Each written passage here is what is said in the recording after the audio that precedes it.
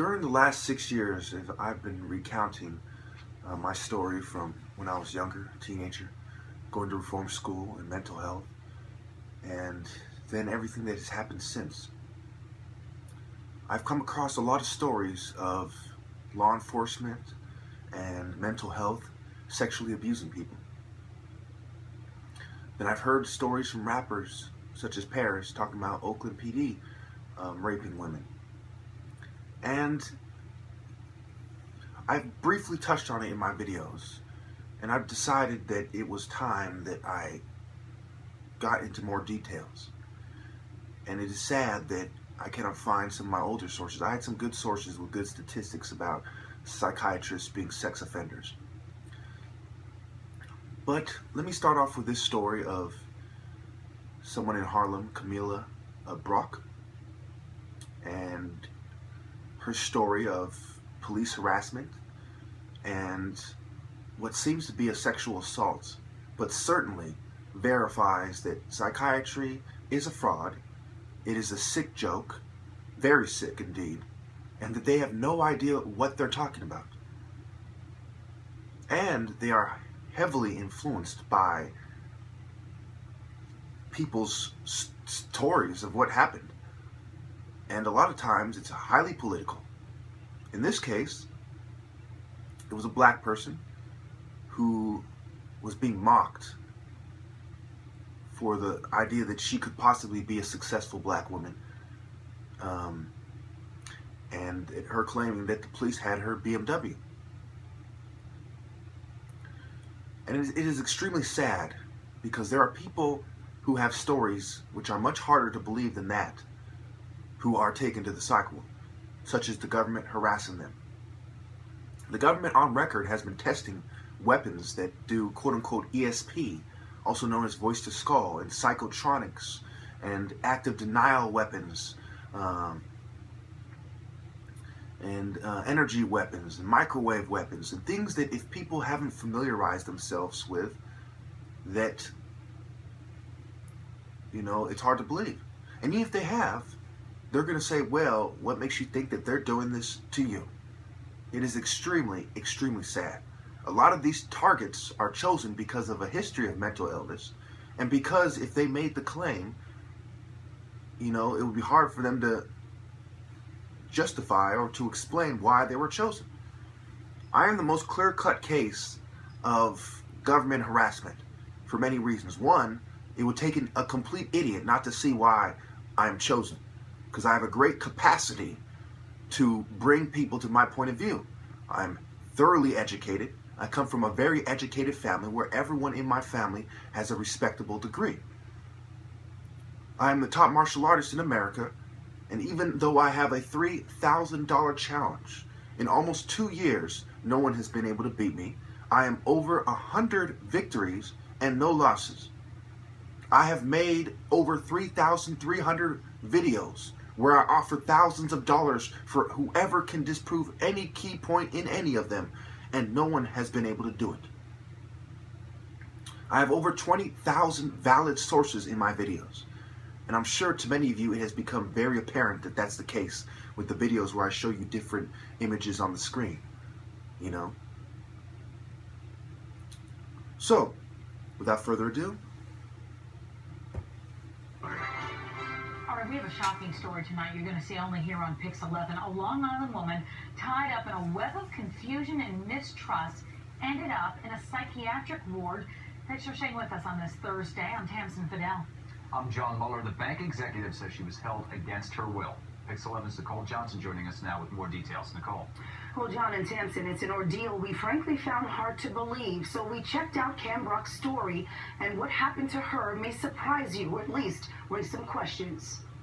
He held on to me, and then the doctor stuck me in the arm, and then I was on a stretcher, and then I just woke up to them taking my clothes off, specifically my underwear. And then I went back out again. When I woke up the next day, I felt like I was in a nightmare. I didn't understand why that was happening to me. What was happening, Cam Brock says, was troubling. Very troubling. Her ordeal spelled out in this lawsuit filed in federal court. The bank executive claims she was arrested, committed, and held against her will here at Harlem Hospital's psychiatric ward. But why? How did this nightmare begin? It started uptown in Harlem. Brock cruising in her BMW, music pumping, when suddenly an NYPD officer pulled her over. He said, "Why are you driving without your hands on the wheel?" And I said, "I was just dancing. I'm at the light, you know?" And he just asked me to get out the car. Brock was detained and taken to the 30th precinct. She says she had no idea why. Were they questioning you? What was going on when you were in No, that precinct? they didn't question me at all. They just put me to sit down. And I was watching everyone else go through the normal, you know, being lined up, being fingerprinted. I didn't get any of that. I was just waiting. After a long wait at the precinct, Brock was released. No charges filed. But she was told to return the next day to pick up her car. That's when things took a dramatic turn. It started when she showed up here at this police substation instead of the precinct. The lawsuit claims police reacted with insults and disbelief that Brock could possibly own a BMW. I just felt like from the moment I said I owned a BMW, I was looked at as a liar. They put me in handcuffs and they said because I need to just be in handcuffs and they're going to take me to my car. So I said, okay, whatever it's going to take to get to my car. Then EMS approached me. And they said, you know, we're going to take you to your car. And I'm like, in the ambulance? I'm going to the car in an ambulance? I'm going to my car in an ambulance? I was just so confused. She took that ambulance to Harlem Hospital. And you're in handcuffs? In handcuffs in the emergency room. And then at that point, when I realized what was happening, Brock was committed to the psych ward at Harlem Hospital. they forced me to take medication. Pix 11 obtained Brock's hospital records from her attorney. The doctor's diagnosis: Brock suffered from bipolar disorder and psychotic behavior, a claim Brock's attorney disputes. She has absolutely no history of mental illness, okay? To brand her as being mentally ill for the sole reason that she claims to own a BMW, which she in fact owns, to claim that she's a businesswoman, a banker, which she is something that is absurd. That medication was lithium and powerful sedatives. Brock spent 8 days in the hospital and released. And to make matters worse, the lawsuit says the hospital slapped her with a more than $13,000 bill. And I'm like, why am I here? You know, oh, because you're a danger to yourself. And I'm like, how am I a danger to myself? I was just trying to get my car. That's all I was doing. Brock's lawsuit, which names the city, the hospital, and unnamed police officers, is playing out in court. The NYPD confirmed Brock was taken into custody, but said it could not comment further. The city's law department, which handles lawsuits filed against the city, would also not comment pending litigation. Meantime, Brock admits she was frustrated about not getting her car. And reasonably and rightfully so. So, first of all, let me talk about the budget issues. We have a lot of Republicans who say, well, we're going to save a lot of money by giving these people, quote unquote, the help that they need. She was in there for 8 days and they charged her $13,000. That is fairly close to $2,000 per day. Per day. You know?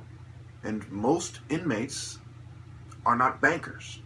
And I'm saying inmates because that's the proposal, you know, save their money from going through the system and send them to mental health instead. So the mental health, pharmaceutical industries, the hospital, the doctors, all these people have more money to gain off you being taken to a mental health facility than the prison industrial complex has to gain from you being taken to a jail or prison. Think about that. Think about how misleading these politicians are. Their answer is, we're going to save the system money and we're going to charge poor, marginalized people money for reasonable mistakes. Because we are complete cowards who never want to admit that it is the environment that causes them to behave this way in the first place. And had they been in a different environment, had the American government done their families right, they would have never committed these crimes in the first place. So it is this cycle of injustice and unjust treatment of the less than rich, which causes the cycle of prison. And now they want to replace it with eugenics and big pharma. On record, 500,000 people a year die from psychiatric medication alone. In Western countries alone, 500,000 a year. And they want to talk about experts. Well, it was one of your experts from the medical community that did the study. I have it on RT. And I have my other videos, and it's from RT. Anytime you want any of my sources, go ahead. I'll find them for you. Even though I have over 20,000 of them and they can't disprove a single fucking key point. Keep that in mind.